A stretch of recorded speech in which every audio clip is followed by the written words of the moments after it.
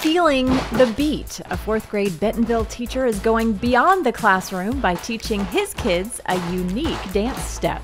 And fostering family, we introduce you to a couple that has heard the call to impact children through the foster care system. Plus, we go rolling with Nolan.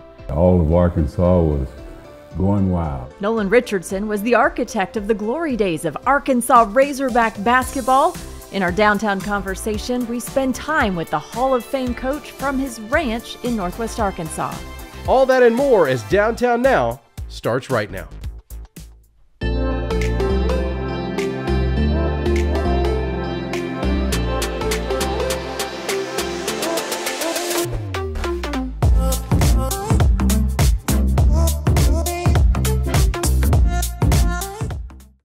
Hello and welcome to a brand new edition of Downtown Now. I am Aaron Nolan. I'm Dana Schlagenhaft. We're coming at you from the main stage at First Friday. We love First Friday. This is a community block party for everybody in Northwest Arkansas. All right, so for today's show, we're talking about history, we're talking about family, and we're talking about legends. And did you know, all right, 30 years ago this year, the Arkansas Razorbacks won the national championship in men's basketball. I remember that night like it was yesterday. I know another guy who remembers it like it was yesterday, and he's the man who strolled the sidelines in his red leather boots. Take a look. Almost exactly to the date, 30 years ago. Right. 30 years ago, we were cutting down some nets, and all of Arkansas was going wild. It was something that you'd have to be there to believe it happened. And we'll have more on that downtown conversation in minutes. You know, I like to think that family is the building blocks for community, and Bentonville is no different. Our friend Jenny Chasso is a Walmart associate. Her and her husband have fallen in love with fostering. We think First Friday is like the most Americana vibe. Oh, no. Richard and Jenny Chasso are now home.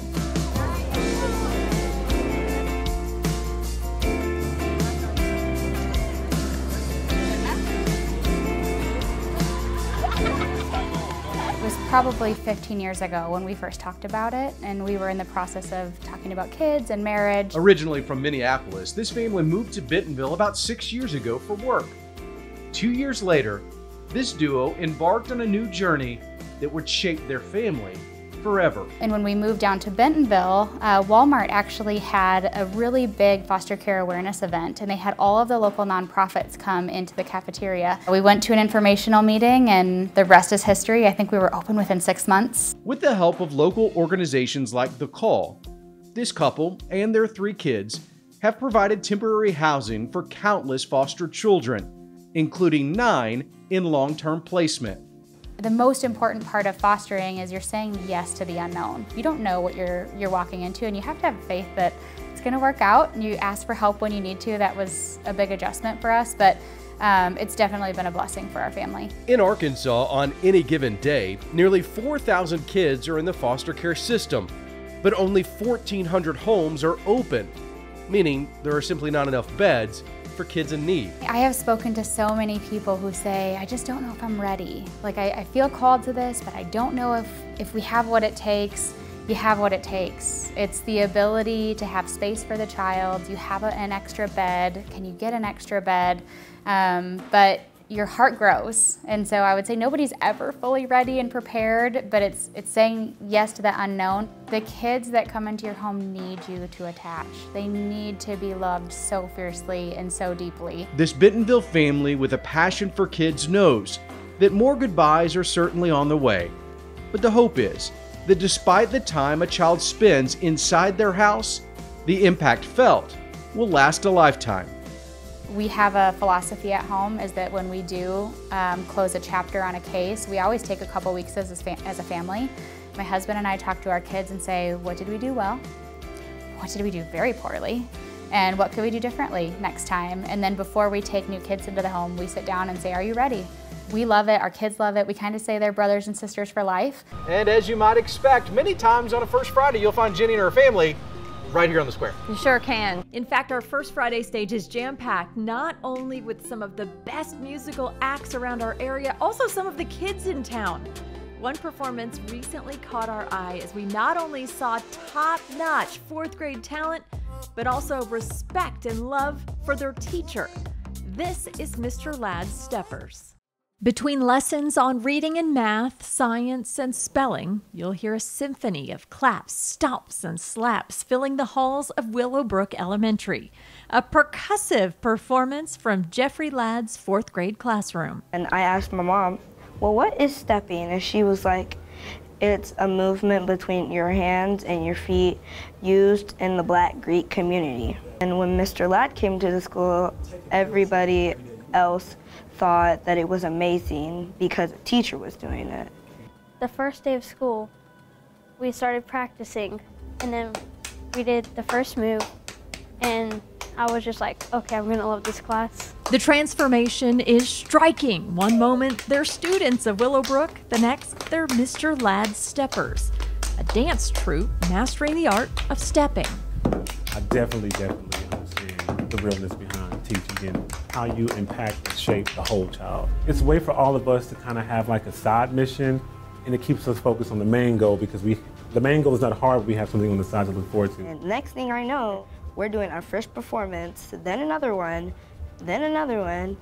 and I'm just like, what did I do to deserve to be in this class? In May, a chance to perform at the First Friday event in downtown Bentonville before an audience. It's a big stage, both literally and figuratively, and the steppers are ready to, well, step up to the challenge. And I was like, oh, this is really happening. We're about to get on this stage and show the world what we do every single day in this class. To see everybody cheering and screaming our names, that was immaculate.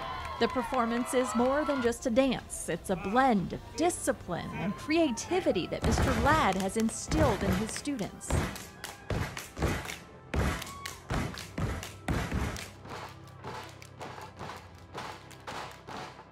We are like the best we've ever been when there's a crowd in front of us.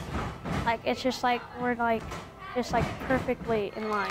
When the stepping subsides and the crowd's cheers fade, just behind the stage, a special moment shared between Mr. Ladd and his steppers.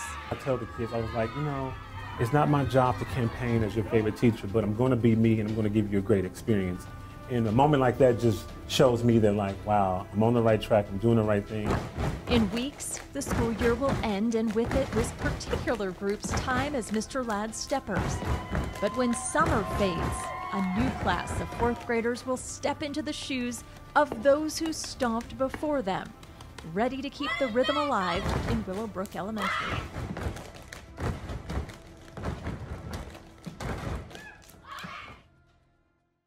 WPS. Pig Suey! Woo Pig Suey is synonymous with Northwest Arkansas, and we got the chance to go to a legendary Razorbacks home. It was such a cool experience. We're rolling with Nolan. That's next.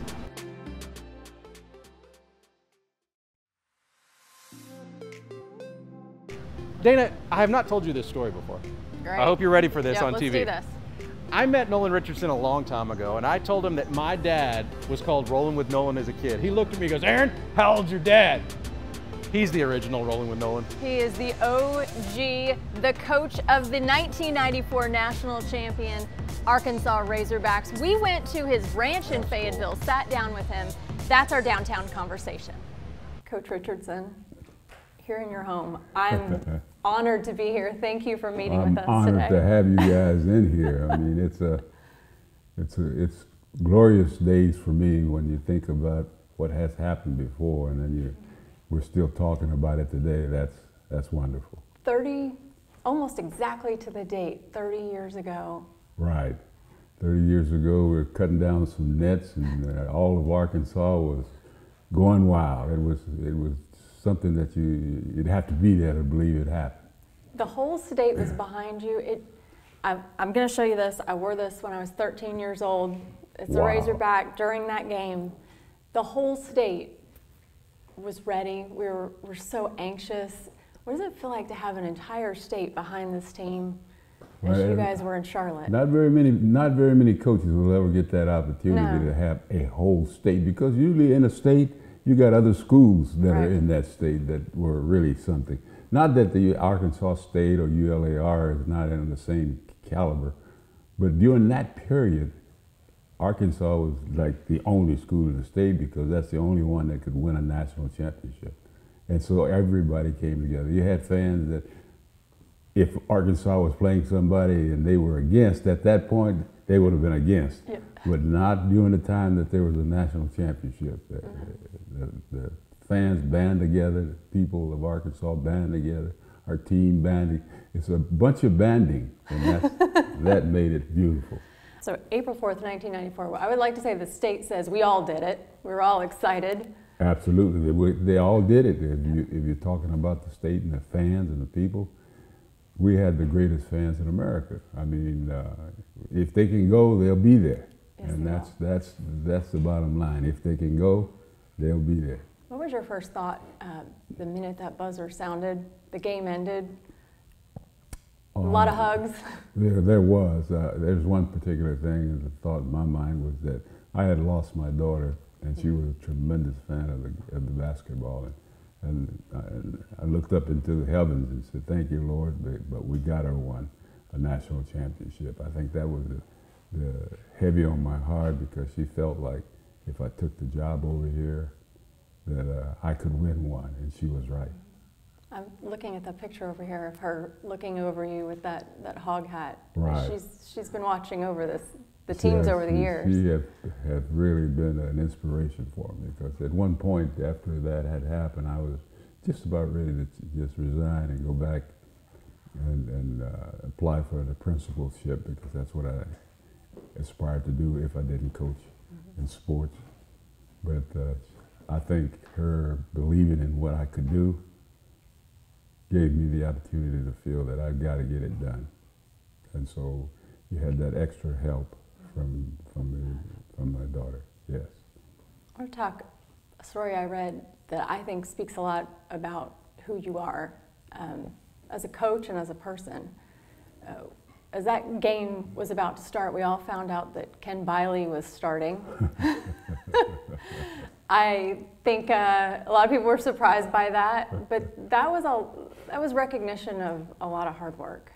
Oh, well, you know, I get a kick out of it. I get that question asked to me quite a few times, particularly from people who are not from Arkansas that enjoyed the game. It says, how could you go into a national championship game and not play or start your best five or your five that you started all year? And I said, well, he was a senior, number one. He paid the price for being there in practice, making the other guys better. Had he came at a different era, he would have been a superstar on a ball club. And anyone that has worked as hard as I put you through deserves 3, 4, 5, or 6 minutes or whatever.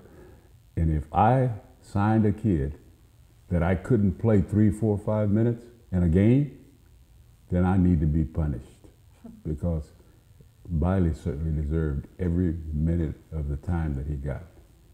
And of course, when you win, you look like a genius. If you lose, they say, well, that no one is stupid. And they would have been right either way. I'm looking around the room and you see all the accolades and all the photos. You think, oh, Lord, it is hard to be humble.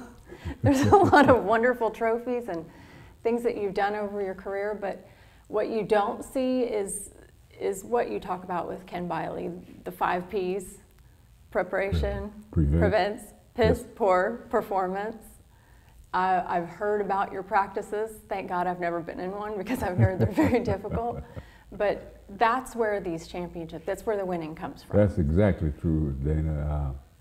You know, if you put in the work, you may not see it all at one period, or you may not see the fruits of what you've planted until later on. But constant consistency and habits, and you know, everybody would always ask me when I would go to coaching clinics, how do I get my guys to play so hard?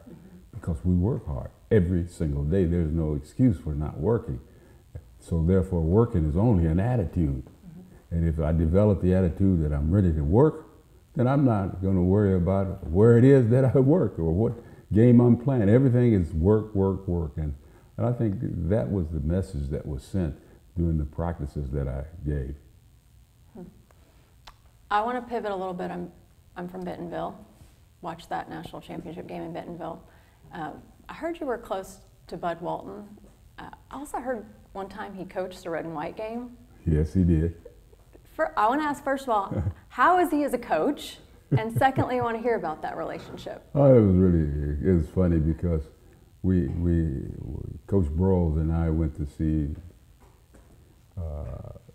Mr. Walton to see if we could just get a donation to get more seats in Barnhill. And he said if we could get another 1,000 seats, because we had just gotten into the Southeast Conference, even Ole Miss was ahead of us, and Mississippi State had more fans than we had at Barnhill. So his project was to get $1 million and let's remodel and put some more seats. And I approached him with that. And Mr. Walton, I'll never forget, he smoked cigarettes. He's puffing, and he said, he gave me a little cough, and he said, we can't be spending no money on something that's not going to be good for you. I said, and he said to Frank, what would a gym cost? And Coach said, 30, 35 million. He says, all right, you got a place where you can put it? He said, yes, sir. He said, okay, and then I'll give you got half of it today, and we'll see what happens tomorrow. And that's how it all went with him. After he decided, and we're getting ready to play our red and white game,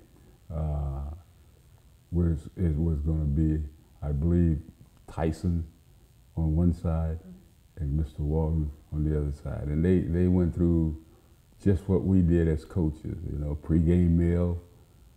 I mean, it was exciting, but it took him about 2 or 3 months before he decided that he would do it. He said, I can't coach, Nolan, you know. I said, nobody else can either, but they think they can. So did he win? No, he didn't. I felt so sorry for him. I said, well, you know how I feel sometimes, don't you, Mr. Walton? He said, yeah, that ain't no good feeling, Nolan. I said, no, it's not. But anyway, we had a great time.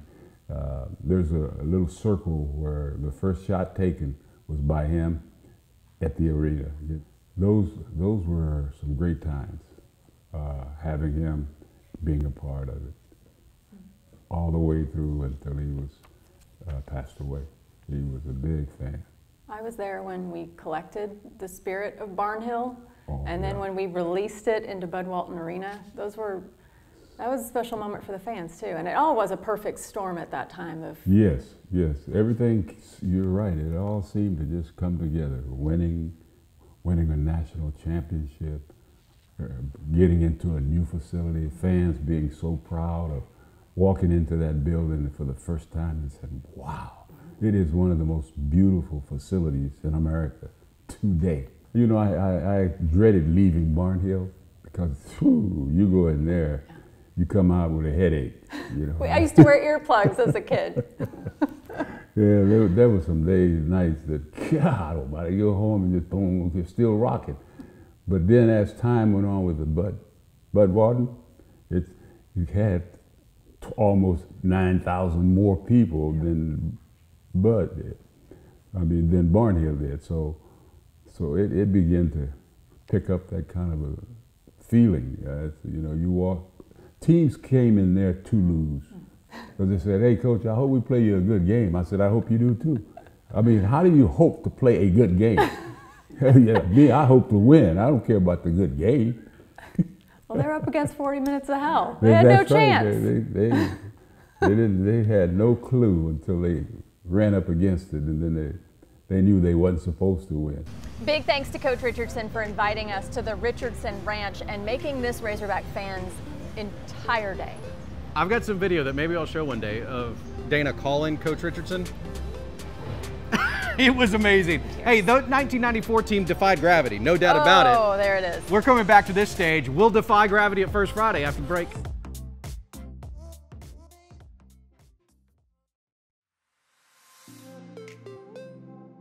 There's a lot of really cool things that happen at First Friday. Yeah, they're sure. Recently, we didn't have Glinda, we didn't have Elphaba, but we had a Broadway show. And we had Kayla and Perry Ryan Theater Company. Take a look. Tell them I'm defying gravity. I'm flying high, defying gravity, and soon I'll match them in renown. And nobody in all of Oz, no wizard that there is or was, is ever gonna bring me down. I hope you're happy. Bring me down.